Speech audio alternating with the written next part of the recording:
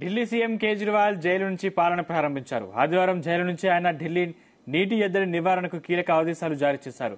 Enforcement directorate custody నుంచి ఆయన తొలిసారి మంచినీటి సరఫరా విషయంలో పలు సూచనలు చేశారు. వాటిని ఓ నోట్ రూపంలో జలమంత్రిత్వ శాఖ మంత్రి అతిషి మర్లినకు కేజ్రీవాల్ పంపించారు.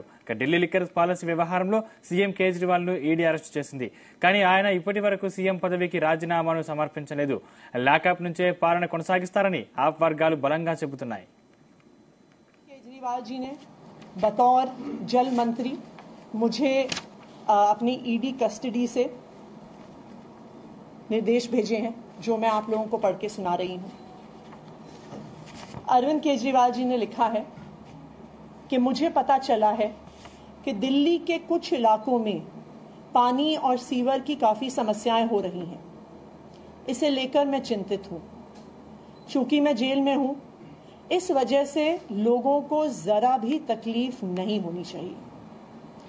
गर्मियां भी आ रही हैं. जहां पानी की कमी है वहां उचित संख्या में टैंकरों का इंतजाम कीजिए. मुख्य सचिव समेत अन्य अधिकारियों को उचित आदेश दीजिए ताकि जनता को किसी तरह की परेशानी ना हो. जनता की समस्याओं का तुरंत और समुचित समाधान होना चाहिए.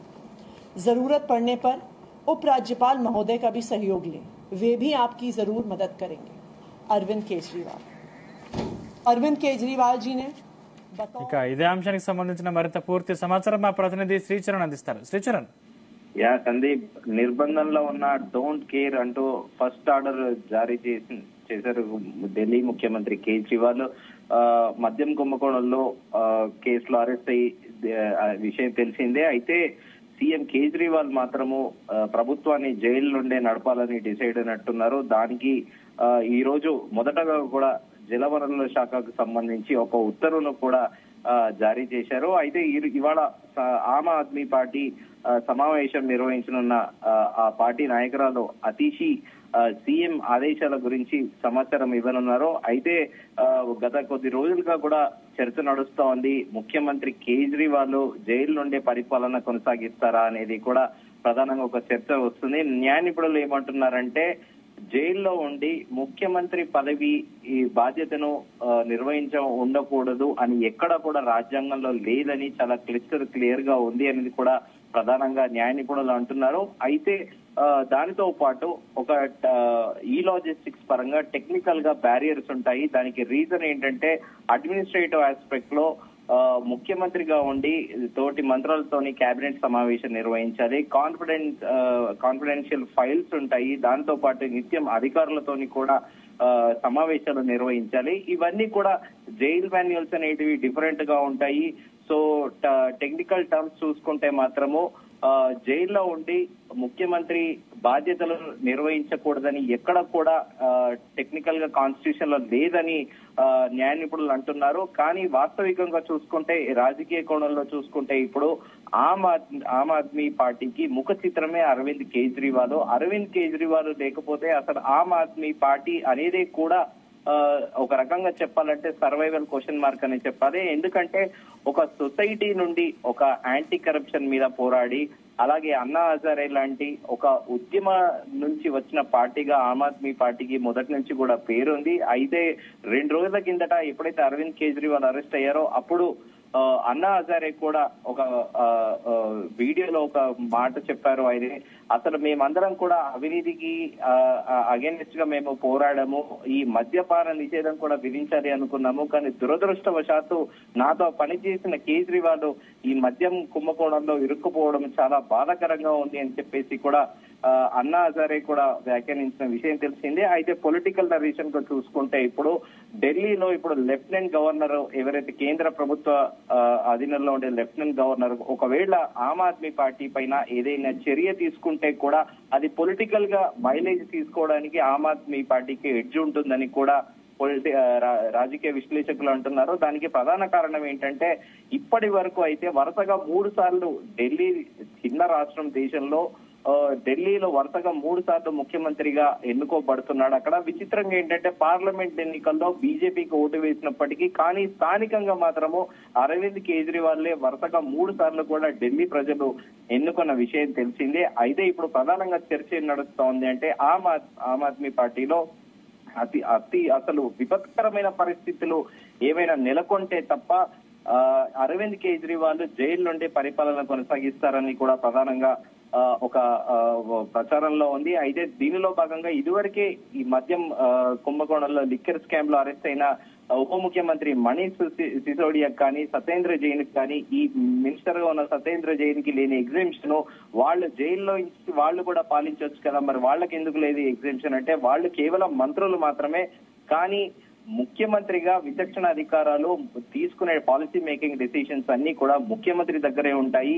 కాకపోతే రాజ్యాంగం ఏం చెప్తుంది అంటే ఒక చీఫ్ సెక్రటరీని కానీ ఒక సదరు ఐఏఎస్ ఐపీఎస్ అధికారిని మార్చే హక్కు లెఫ్టినెంట్ గవర్నర్ కి ఉంటుంది, కానీ ముఖ్యమంత్రిని మార్చే హక్కు గవర్నర్ కి ఎక్కడా కూడా లేదు రాజ్యాంగంలో అని కూడా ప్రధానంగా రాజ్యాంగ నిపుణులు అంటున్నారు, న్యాయ నిపుణులు కూడా అంటున్నారు. అయితే ప్రస్తుతము ఇక్కడ ఇది పొలిటికల్ నరేషన్ లో చూసుకుంటే జైలు నుండి అయినా కూడా నేను ఏ తప్పు చేయలేదు.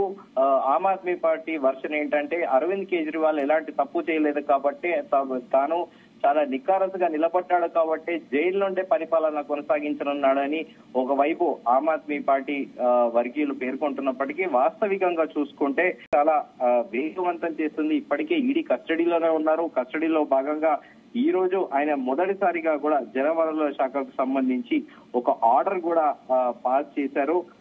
అయితే ఇప్పుడున్న పరిస్థితుల దృష్ట్యా ఈడీ కస్టడీ మరిన్ని రోజులు కోరుతుందా, లేకపోతే ఈయనను ఒకవేళ రిమాండ్ విధిస్తే ఆ రిమాండ్ లో జైలు నుండే ప్రభుత్వ పరిపాలన కొనసాగిస్తారా అనేది కూడా ప్రధానంగా ఒక చర్చ అయితే నడుస్తోంది. అయితే ప్రధానంగా ఈ రోజు ఢిల్లీ జల మంత్రిత్వ శాఖకి కేజ్రీవాల్ ఆదేశాలు జారీ చేశారు. ఏంటంటే నీటి ఎద్దడి నివారణకు పలు సూచనలు కూడా చేశారు ఆయనే.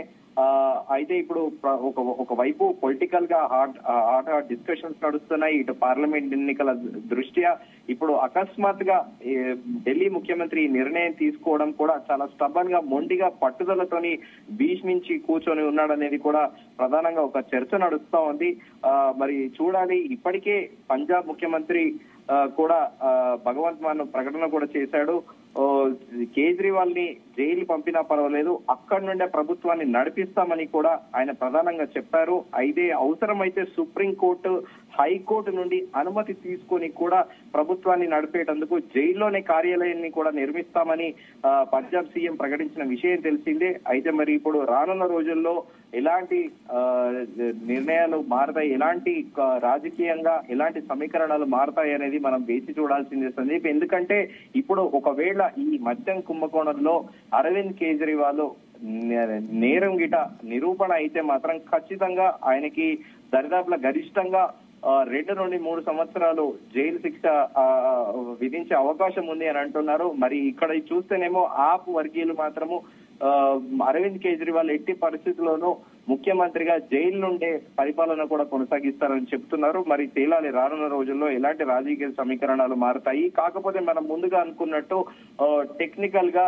కొన్ని బ్యారియర్స్ ఉంటాయి. అవే ఈ లాజిస్టిక్స్ ఆస్పెక్ట్ లో అధికారులతోని తరచుగా సమావేశం నిర్వహించాలి. అలాగే దానితో పాటు మంత్రి మండలి సమావేశం కూడా నిర్వహించాలి. ఇవన్నీ జైల్ మాన్యువల్ ప్రకారము ఇవన్నీ కుదురుతాయా కుదరదా అనేది కూడా న్యాయ నిపుణులు తేల్చాల్సి ఉంది Sandeep. Right, thank you Sricharan.